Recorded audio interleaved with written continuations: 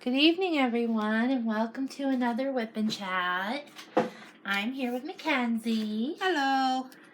And we've decided that in this Whip and Chat, no ranting allowed. Too many of my Whip and Chats have had ranting in them, so I've decided that for this one, it's just going to be positive. Well, maybe not all positive, but... Just no ranting. Yeah, no ranting allowed. So in an attempt to keep things not so down all the time. Yeah, the weather's down enough. We're under a tornado watch, and I hate bad weather. Even though we live in a place where tornadoes are extremely rare. At least in our general area. Can you hand me that? No, the paper. Perfect. I still don't like thunderstorms. I don't like tornado watches. I really don't like tornado warnings. Especially since we don't have a basement and our inner closet is full. Yeah. There's no place for me to hide. And our place is kind of full, so there's not too many safe places to hang out. Nope, every room has a window, except the bathroom. I'll go hide in the bathroom. Okay. But if the roof gets ripped off, I'm out of luck. Just don't go near the mirror, though. Yeah. I've seen Final Destination. I'm staying away from the mirror. I don't remember a mirror in Final Destination. There's not a mirror, but there's knives. Well, they're still sharp. That's far different. They're all sharp. And I don't think there were any tornadoes. I've seen Twister. Well, that's different. They chased those. Anyways, she likes the scary movies. I'll watch Twister in the winter, but I won't watch it in the summer. And I don't care. She'll watch Saw, Jigsaw. Anything that's creepier. Weirdo. I never claimed to be normal. I know, that's how we met. Yes, that actually perfectly transitions into our how we met story that we were going to tell. Yeah. We realized we never discussed how we met. I talked about how I met Becky, but Mackenzie and I never discussed how we met. Nope. And ours is not a normal, oh, I met her on the bus. Oh, I met her at the store. Nope. No. We met in a mental hospital, pretty much. Truthfully. On a mental ward. We both were really severely suffering from depression at the time. And we both had done things we shouldn't do. Which we will not go into detail because we do not want to give anyone ideas. Yeah. But somehow we just clicked. We had very, very little in common, but except for diagnoses. And avoiding certain people there. Yeah. Who I ended up living with. When you get locked anywhere with people, you're bound to clash with certain ones. Yeah. And when you're locked in with them, there's nowhere to go except your room, and you can only spend so much time in your room before they want to physically drag you out. So we gathered a group of us to basically ostracize the other person. Because nobody there could stand this person. So she was a challenge. And that's where we'll leave it at. Because I ended up living with her too. And I lived across the street from her. Yeah. I thought you meant the other one. Okay. Anyway. So, we met in the psych unit. I've been there numerous times. I've been there several myself, but not as many as she has. I've also, and this is not something I love to admit, but it is a part of my history. I've spent almost 3 years in the state hospital for psychiatric issues. I personally have never been there. if you live in Pennsylvania, stay away. I would not recommend it to my worst enemy. It is not a place you want to go. It is harsh, is what I will say. I was probably lucky I never ended up there. I was over medicated. What you see in the movies is not true, but what you see in the movies is partially true. I know that's an oxymoron, but they try not to over-medicate, but in the process, sometimes they do over-medicate, trying to find the right balance. And at one point, I think I was on 10 different medications. I think the most I've ever been on at once is 3 or 4. Yeah, I think I was taking 10 pills a day. And I was taking meds at 4 different times throughout the day. And it's not something I ever wish to repeat. That's why I have Mackenzie. It took us 2 years to convince our caseworkers that we could live together. Mm-hmm. Because they were afraid we would drag each other down. Whereas we were doing it to have someone around who understood and be moral support for each other constantly. Because we would spend 3 hours on the phone with each other when we were having bad nights. Yeah, and I'm not a phone person. I hate talking on the phone. But if she was having a bad night or I was, we would be afraid to hang up with each other. Yeah. It's like, are you going to do something stupid? Yeah. So it was just easier for us to say, look, let us try it. If it doesn't work out, we agree that we'll find our own houses again. But let us try. And now it's been 5 years. Oh my almost. God, it has been almost 5 years. Holy cow. Yeah. And we're still living in the same apartment. We've had our ups and downs. Yeah, but we've never gotten in a flat-out argument because we both know where to draw the line. We do. We agree to disagree. Yes, we both know how to agree to disagree and move on to better subjects. We might, in our head, fret and ponder and be irritated. I wish she would just agree with me.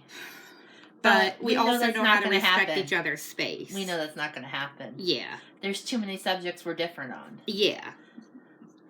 We have very little in common. We do. But that's what makes us such good friends. It does. We don't try to force each other to believe or feel the way the other does. We can accept that everybody has a different viewpoint. And we just stick with stuff we do agree on. Sometimes it's a struggle to find something, but we manage. Yep. And plus, lately, we haven't seen each other as much, so. No, I've been extremely busy. I feel like I'm living in my car. And I'm working as always. Yep. But it's just life's been challenging, and I think I said in a previous video that my mother's going through radiation and chemo treatments, and that has not been easy. It has been one of the biggest challenges I've had to go through. And that includes my time at the state hospital, because while I was there, I was away from my family because I was distant from them at that point in my life. We'd had numerous arguments and we just weren't getting along very well. And I was still quite selfish. I was quite a bit younger then. And I just didn't take the time to see things from their point of view. I also had therapists and psychiatrists trying to blame everything on my family, when in reality, part of it was me. And that's one of the biggest struggles in any mental health therapy, is learning where the blame is on others and what blame you have to shoulder yourself. Because when you're in that situation, you don't want to shoulder any blame. You want it all to be somebody else's fault. Because you don't want to face the fact that you could be creating some of your own problems. Right. It's a struggle and it's really hard to deal with. But it's also, once you get to the point where you can see where you're making your problems worse, that's when the healing can truly begin. And, I just lost my train of thought. Sorry, folks. It's one of those days when the weather is like this, both of us just get squirrel brain. We do. For lack of a better term. Okay, so I was distant from my family, but now I'm helping my mother with rides to all her appointments, and I'm there every day. I'm with my family sometimes for 10 to 12 hours a day, and I wouldn't trade it for the world. It's been difficult, yes, and my therapist this week, along with some other of my professional workers, voiced concerns that they're a little afraid that when all the treatment, the intensive treatments are over and we wait for scans, that I'm going to crash. That because my brain is finally going to say, you get a break, that it's going to be like, you can let all the emotion out now. Because I've just been stuffing and stuffing and stuffing. Which is not necessarily healthy. It's not. For those of you who aren't fully aware of what it means, picture a pot of water, a teapot. You can only put so much pressure in there before it's gonna steam and whistle. If you keep trying to stuff the pressure in, it's gonna blow up. Or another analogy, which was what was kind of used with me, is imagine a trash bag. You can pull it out of the can and continue to stuff in it. But sooner or later, that bag's going to tear and everything's going to spill out. I've never heard that one. Frank used that one for me. Okay. I heard the teapot one from Susan. For me, I think the trash bag was a little more apt because I was familiar with that happening. Yeah, seriously. Shut up!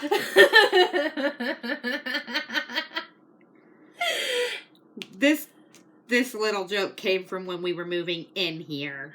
She stuffed all her shoes, which was numerous pairs, into I trash probably had bags. at least 200 pairs of shoes at the time. She stuffed I them all work in in a trash shoe store. bags, and They were cheap trash bags from the dollar store because I was working 2 jobs at the time. we tossed them down the stairs, and the trash bags ripped. Yeah, they kind of exploded, and there were shoes everywhere. So, yeah, that was fun. Some shoes did get lost in the move. You had one of here, one of there. But I have actually quite pared down my shoe collection. I'm down to maybe 50 pairs, so. I have like 10 pair. Shut up. I work in a shoe store. Not for much longer, but I work in a shoe store. Anyways, so if we're not done yet, but if any of you have an idea on what I might be able to do to help avoid an emotional crash, I would love your ideas. Mackenzie wants to talk about a therapy program she and I both went through. It's great for borderline personality disorder. And that is what it was created to treat. But it's not specifically for bipolar, which is what I have as well. Actually, I read that they've been using it to treat post-traumatic stress disorder as well, which I can see it working for that, too. I can, too, but those are environmental. Yeah. They're not chemical. And I think a lot of my problems were partially environmental. I do have depression, but it's not severe anymore. And what I do have left of it, I can control with this program. The program, you may have heard of it, you may not have. It's called DBT. It stands for Dialectical Behavior Therapy. I'm not good at explaining things. It focuses on changing your way of thinking Mm-hmm. and changing the way you react to situations that happen. Yes. Through mindfulness. It very much focuses on mindfulness, paying attention to your thoughts, controlling your thoughts. And learning to accept things even though you may not like them. Yes. Just because it happens doesn't mean you have to like it. You just have to accept it. And that's what they call radical acceptance. It has been a huge help for me. I have genuinely said to many people, including the people who ran the group, that I feel like it saved my life, because I was in a really bad place when I started, and had it not been for the skills I learned in that group, I don't think I'd be sitting here today. Which would make me very sad. Because I was not in good shape. No, you weren't. I was determined to be gone from this earth. And now I'm just, okay, whatever. But it's not, they don't teach you indifference. I don't want to give anyone that impression. That's just where I am now. It literally teaches you to control your emotions, to target your triggers for your problem behaviors. And one of the sayings, how to control those problem behaviors. One of the sayings in it, like she said, it's not indifference, is make lemonade out of lemons. Yeah. So life can throw a ton of crap at you. It's what you do with it that matters. Yes, and the indifference is actually one of my coping skills. I have learned what to let bother me and what not to let bother me. And if it's something I don't need to let bother me, then I'm not going to worry about it. I'm not going to think about it. And that's where my indifference comes from. Because there are more important things that need my emotions. Whereas I'm a worrier. I worry about everything. I used to, but that is one of the things I've gotten over. I've come a lot longer than she has, but I also had less severe diagnoses. You also weren't locked up for 3 years. No, I wasn't. Where they were trying to blame everything on I was people. not. Like I said, that place wasn't good for me. No. I still have nightmares about it. I have nightmares they're going to send me back. This girl would do anything not to go back, and I can't blame her after some stories I've heard. And sadly, there's some people who don't seem to be able to stay out of it. It's almost like, it's like someone who gets used to being in prison. Sometimes they just get so conditioned to it, they'll do things to get themselves thrown back in, because they can't handle life outside. I think in some of those cases, it's that. Or it's similar to that. They can't handle being free and not having constant staff around to take care of their every need. The last time I was there, and this is a little gross, but this is how depressed I was. In 3 weeks, I took 3 showers. I took 1 shower a week for the first 3 weeks. All I did was lay in bed and cry. I wouldn't eat. I didn't sleep much. I just laid in my bed and cried. I wouldn't even get out of bed. I was so depressed. They literally carried me out of bed one day to get me out. Whereas I was a little more sneaky and vindictive. Before I actually started using the programs, if I was stuck in a unit, I would pretty much become a model patient just so I could get out and do what I wanted to again.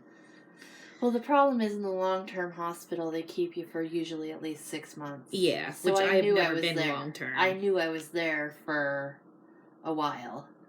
I knew all I had to do was, play the system, and I could get out and go back to trying to off myself. Mm-hmm. Which was not a healthy way to think. That's how I ended up in group therapy and DBT therapy, which in the long run was good for me. So I want to say, if any of you are listening to this and you're struggling, feel free to contact me. Don't worry about upsetting me, because if you are struggling, I am here to listen. I don't care if I'm having the worst rotten day ever. Helping someone else helps me. And I know Mackenzie feels the same way. Right, Mackenzie? Okay. She doesn't mean that. She's just... I'm a loner. I limit the number of people I stay around. If somebody is feeling like they want to off themselves, I would listen. You would listen and try and help them. I'm just not a people person. You're not. I've learned to accept that about myself, and I've worked that into my self-care. But, alright, well, at least for me, if you're having a bad day, if you just need to talk, if it's the middle of the night, comment on my video. When I see it, I will message you and we can talk. If you don't want to leave it in the public area, message me. Mackenzie, you said there's a way to message on YouTube? There is. You have to be on a desktop to look up your messages. Okay. Message me, I will check, and we'll go from there. Or... Because it's not going to send you a notification or anything if someone sends you a message. You'll have to check it every day. Or message me on Facebook. It's Marissa Hendrickson. She'll leave a link to her Facebook. Yeah, I will leave a link to my Facebook. Because, I'll show her how to do it. Yeah, because I want to make sure that I do anything to help someone else. Whereas I don't check my Facebook every day, so I could easily miss a message. Mine's connected to my phone. I won't miss a message. Well, I get notifications and I don't always check them anyway. I do. I might wait 3 days before I check a message. Nope. As soon as I get a notification, I check it. Just put in there that you're from my YouTube channel so I know who you are, because otherwise I'm going to think you're either a robot, a troll, or a stalker. So, yeah, now that I've opened myself up and made herself all squishy and vulnerable. Yeah, now I'm kind of not sure where to go with this. But we just really wanted people to know that we're human. Struggles are real, and there are people out there who understand. And this is actually one of our forms of therapy. This is mindfulness right here. Diamond painting is mindfulness. Because if you're not trying to get lost in your thoughts, you can literally concentrate on getting that gem on the symbol. Getting that gem on the symbol. Making sure it's perfectly placed. And you can just focus on that over and over and over, so you don't get lost in your thoughts. And even my therapist has agreed that this is a good form of therapy, so if I get her to agree to it, yeah, it's good. I know a lot of people out there use this as therapy. Because my therapist is a DBT therapist, so she pushes the mindfulness and the DBT skills, and I seriously wish they'd create that program for more than just borderline personality. It's thundering. Because I think even people who do not have mental health problems could benefit from using the skills and learning them. They just need to find somebody who has voice inflections to run it. Yeah. The woman who created the therapy and the program has a voice like Ben Nye. If you know who, or Bill Nye, sorry. Or wait, Ben Stein. Ben Stein. If you know who he is, you'll get it. If you don't, it's a monotone. She's very monotone. Like this, and there is no voice change. She just, yeah, it's very monotone, and it's really easy to fall asleep listening to her videos or watching her videos, even though the concepts behind them are actually brilliant. They are. She herself struggled with mental illness. She had borderline personality. That's what drove her to create this. And it's amazing that she was able to not only come out of it, but to create this program that has done so much for so many. Mm-hmm. It's just fantastic. It's just really easy to fall asleep watching her. Yeah. Don't watch it if you're tired. Definitely don't, because you could be wide awake and watch it and fall asleep. If your kids can't sleep, you can always put... Yeah, put her on. Her name's Marsha Linehan. Linehan or Linehan? Linehan, I think. Yeah. Let me go back to my research quick. Yeah. She's brilliant, though. I'm She not really criticizing her. She is brilliant. It's just in the voice. Yeah, Linehan. Linehan, okay. Linehan. Yeah. Like I said, if your kids can't sleep, if you can't sleep, put her on YouTube. She does have videos out there. Actually, you could probably find just about the entire DBT program online. So, if you're really interested and you don't qualify to actually take the program because you're not borderline, look it up. See what it's all about. The 4 aspects are mindfulness, interpersonal effectiveness, emotion regulation, and distress tolerance. The biggest help for me has been distress tolerance. That was a big one for me, too. Learning to not catastrophize, which was actually one of both of our problems. That's one thing we could always relate on. And for those of you who don't know what that is, that's looking at a situation and looking at the worst possible end result. In other words, it's making a mountain out of a molehill. Yeah. But when you have borderline, that's a regular occurrence. It's very easy to do. Because you always just, all you ever want to envision is, oh my God, the worst thing ever is going to happen. You won't even try because you're afraid that, it's not going to work. It's not going to happen. I can't do anything like that. And you tend to see everything in black and white. There are no shades of gray. That's been one of my biggest things, is learning to see the shades of gray. Yeah. Black and white thinking is not healthy. That's what I grew up with, is everything is right or wrong. And, sorry, but having a lesbian roommate has helped me see the gray areas. Because I grew up, being gay was wrong. Being straight was right. I was raised that way too. So can you imagine the struggle I went through? Right. I was 24 years old before I'd even consider why I was so miserable in all my relationships. And there's just so much that people don't understand and don't realize because they want to stick with that black and white thinking.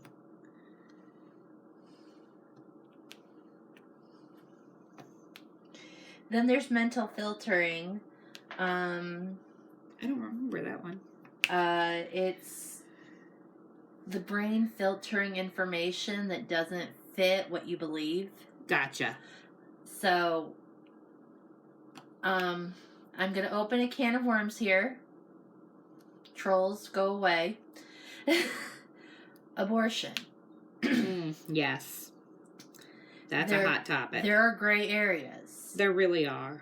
And there is no absolute. But if you believe absolutely one way or the other, then you're going to say, oh, it's always this way or it's always that way. And you're going to say, well, a mother doesn't need abortion because, what was I going to say? Squirrel moment. A mother doesn't need an abortion because all life is created by God. Well, yes, that's true. But at times, the mother's life is in danger. So that's a gray area. So would you rather say, oh, well, then that means it's the mother's time to go and that child should be raised without a mother? It's just, or what gives you the right to make that decision? If you believe completely that abortion should be 100% all the time, You get the situation in New York where they're arguing that babies should be legally aborted up till 9 months pregnant, which is killing a full-term baby. And which I am not in agreement with. If I that's am the pro-choice, case, but I am not okay with that. if that's the case, then why is it if somebody goes out and murders a pregnant woman, he's charged with 2 murders, but if you abort an 8-month baby in the womb, it's legal to abort them? It's just, it makes no sense. So filtering information is blocking out those gray areas. And this is a subject that could be argued for hours. That's why I'm not going on it. I'm just using... There are some people who are so set in their opinions that they will give you 500 things that they think are facts or proof of why. That was another thing I grew up being told, this is right, this is wrong, and there are no other options. And it's taking years again of therapy and of self-realization to realize, hey, there are gray areas. Hey, it's not always black and white. Yeah. But that's a really hard way of thinking to break out of. It is. And that's why the DBT program is a year long. There are still times I struggle with it because it's like, well, what if? Well, what if? What if? Yeah. What ifs will kill you if you let them. One of the biggest things I get told is cut out the shoulda, woulda, couldas. Yeah. I should've, I could've, I would've. No, don't meditate on those because you're just going to constantly second guess yourself. And that wasn't thunder. Yeah, I realize that. Second guessing yourself is not going to get you anywhere positive. It really won't. You're just going to ruminate. And that, yeah, like she ruminating said, is basically getting an idea in your head and worrying it to death. You won't let go of that particular idea, in case you didn't know what it meant. Now I hear sirens. I hear the sirens. But that wasn't thunder. That's our neighbor's music again. Yeah. It's shaking our floor. Yeah. But it could be worse. It's not as loud as it's been. Then there's personalization. Taking everything that this is my fault. Yeah, that was a severe problem. That's still mine. I still say I'm sorry over everything. You do.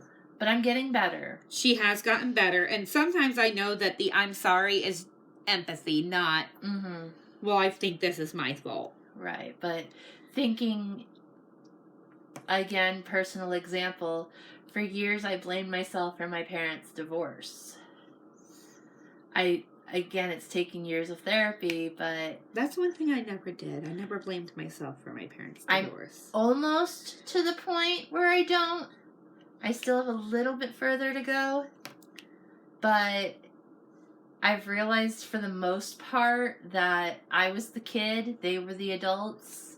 There was nothing I could do. But occasionally the thought creeps in, what if, what if, what if?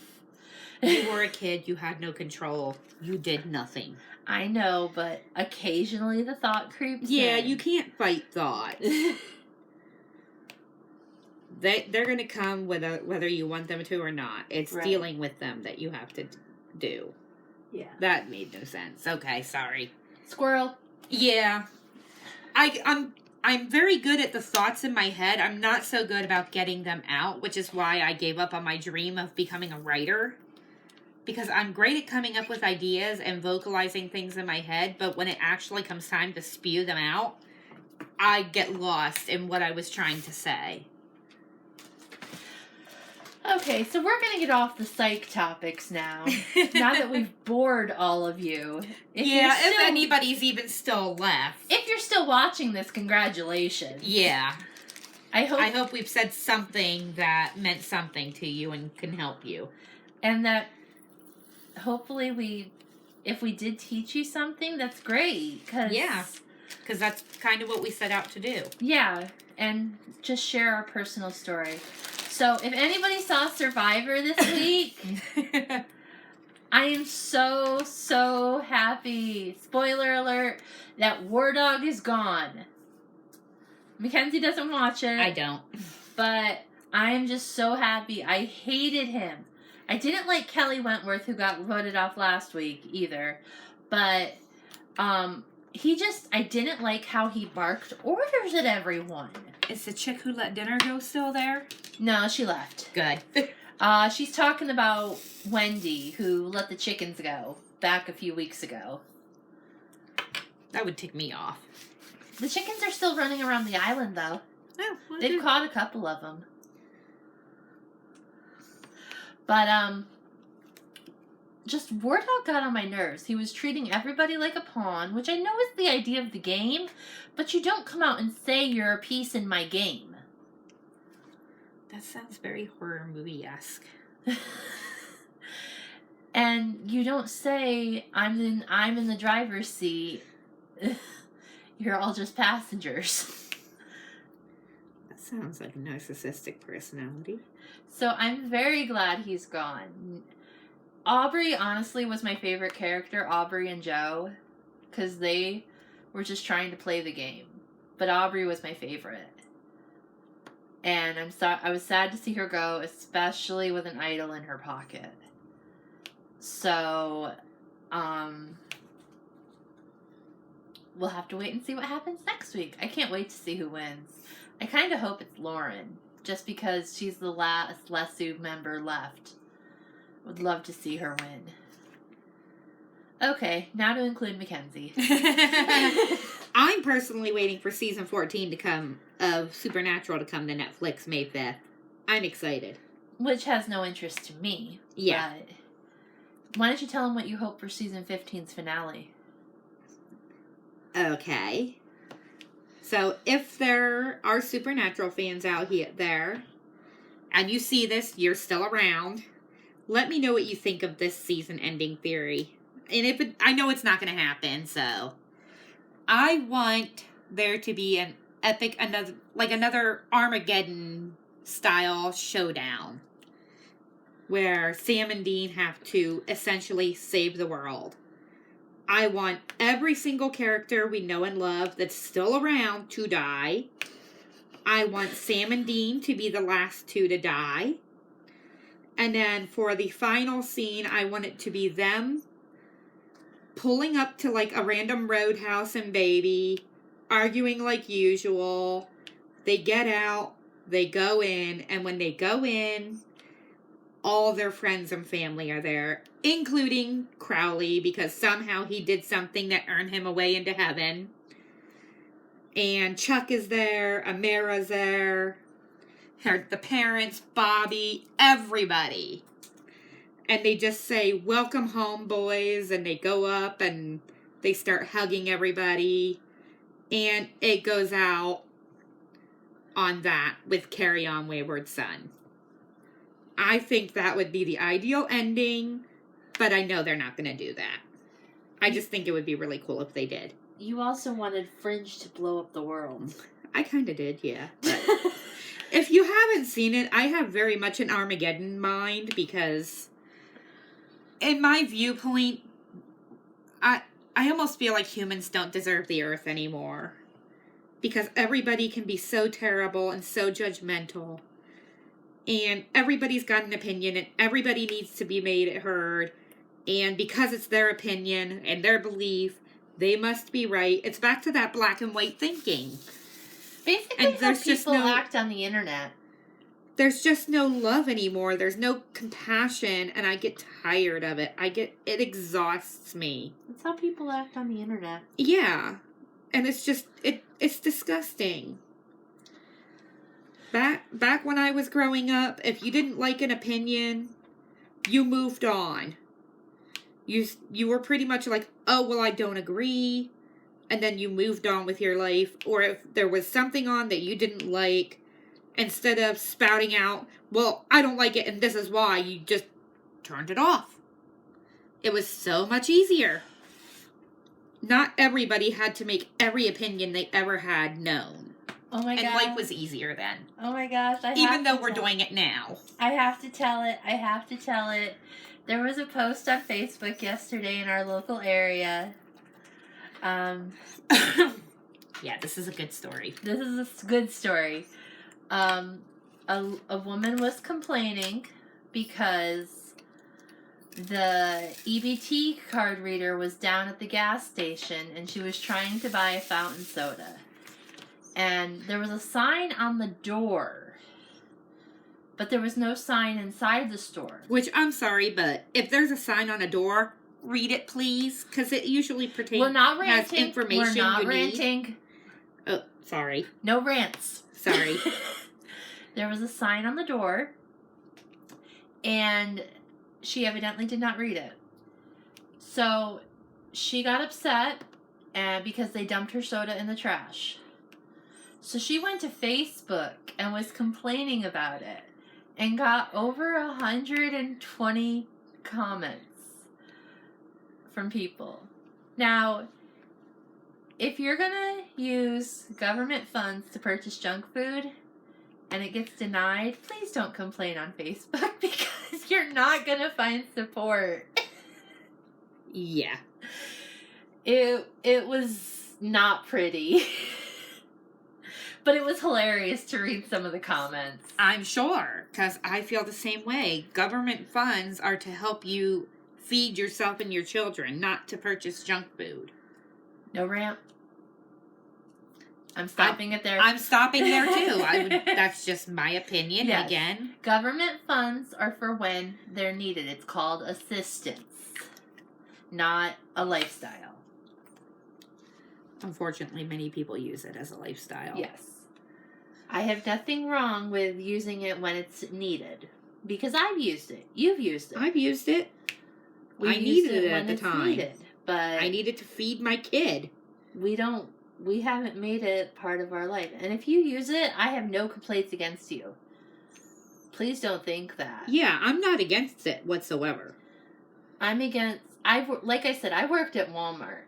I have seen people counting out pennies for ramen and not able to afford it. And people in line behind them paying for their groceries because the one lady said, if she's counting out pennies for ramen, I want to pay for it because evidently she needs the help. That touched my heart, that there is still some decency in humankind. Yeah. And then I've seen people come in and buy cases of soda and bags of chips and bags of candy and use their food stamp card. Repeatedly. I can understand if you have a birthday party. Once. Yeah, I mean, it's no big deal if you're going to use some of it on that, but not $200. Yeah. You've got to buy food. Yeah, real food. My mother did it for us. She fed a family of 5 on food stamps. Mm-hmm. And it's like, I remember food stamps when they were still paper. That's what my mother had. I remember that. And now Wix on a card. Mm-hmm. Which I think is the greatest invention ever. I'm not a cashier anymore, but I think it's the greatest invention ever because now you don't have to look at the check and check each item and see if it correlates and... Because if it's not good enough, it just won't be accepted. Correct. And you can tell them, I'm sorry, apparently this isn't on here. And then you can check the book because you don't have to check the book for each item. And after you work WIC long enough, you realize no Greek yogurt's not accepted. No. No enriched eggs, enriched milk is not accepted. Sorry, Eggland's Best ain't gonna fly. Nope. So, yeah. Anyways, if you're still listening, thank you so much. Yeah. We know this was kind of a little heavy. A little squirrely. Little squirrely, but also with some pretty heavy subject matter. It was. But I hope that we at least maybe helped one person. Yeah. That was the purpose. If we even helped one person, it was all worth it. And like I said before, if you have any ideas on how to help me avoid my crash in the next week or 2, I would love to hear them. I do want to say... I might not be at home when it happens. I might be off dealing with idiots. You do that every day. I do want to say that the whip-in chats are going to be fewer and far between because I start work on Monday. I start my new job, and I'll be working between 3 and 5 days a week starting next week. And her job is evenings. My job is 3 to 11, and Mackenzie works until 9 at night. Usually. Most nights. Although some days I open. Right, but if you open, you're going to be in bed before I get home. Pretty much, yeah. And I obviously can do a video on my own, but that's not as much fun. She likes to have my sarcastic commentary around. I do. So, I'll still do videos on the weekends. I have Saturday and Sunday off every weekend.